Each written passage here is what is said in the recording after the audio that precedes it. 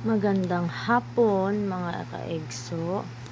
So ayan, baka nagtataka kayo kung bakit puro na lang tabing dagat ang video ko, dahil nga yung bahay nila is tabing dagat talaga at wala naman ako ibang pwedeng mapuntahan kundi tabing dagat na lang talaga.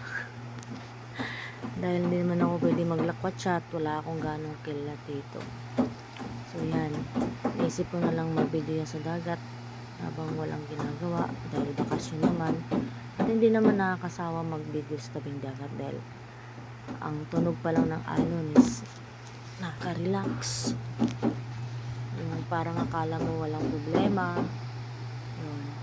Habang dito sa bahay ngayon at marami nagpapanday, narinig nyo nagpupukpok dahil yun nga ay ginagawa na ng seawall.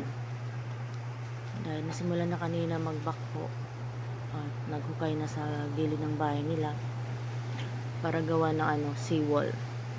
Kaya nagtataka kayo bakit lagi na lang tabing dagat at dagat ang binibidyohan ko, kasi wala na akong ibang mabidyohan.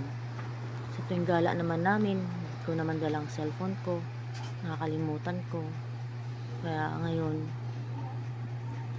ito, tabing dagat talaga at dagat talaga. Kung nagsasawa na kayo manood sa mga video ko mga ka-EGSO, skip nyo na lang.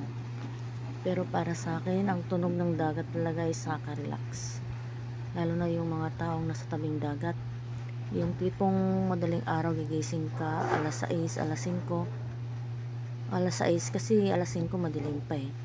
So alas 6, medyo maliwanag na, hindi makita mo yung tabing dagat.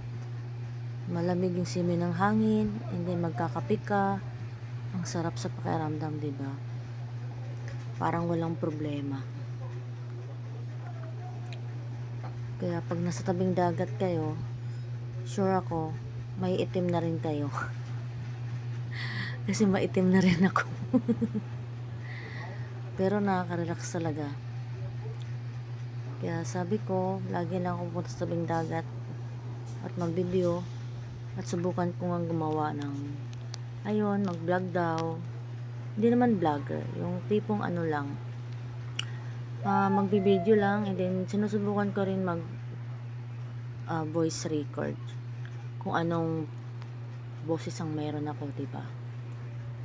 So habang nagbibideo ako dyan, maraming aso sa paligid. Buti na lang walang mga dumi ng aso. Pero sa panahon na yan, malinaw ang dagat at wala pang bagyo. Nalit lang akong mag-edit ng boses kasi marami kaming nasikaso.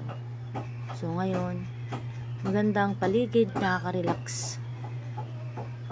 Sabi ko sa sarili ko, kung dito ang bahay ko, i-make sure ko rin talaga na gawa ng seawall. Kailangan yung malalim yung yung hukay ng seawall para at least hindi siya madaling mabukal, diba? Kasi dagat, tubig ang kalaban mo dyan. Habang tumatagal yung dagat, yung tubig umuilalim at yung lupa nagiging marupok na siya. Parang sa pag-ibig lang yan mga ka-EGSO. Pag marupok ka, lagi mong binabalik-balikan, diba? So yun na nga. Maraming salamat sa mga nanonood, mga ka-EGSO. Maraming salamat sa inyo. Sana hindi kayo magsawa manood at makinig sa pangit kong boses. At God bless po sa lahat. Mag-ingat po kayo. Saan man makarating ang video na to, dahil sa Pilipinas lagi po may bagyo. Hindi po ngayon magkasakit kayo. Inom po kayo agad ng vitamin C at vitamin yakap, vitamin kiss para mawala agad ang mga sakit nyo.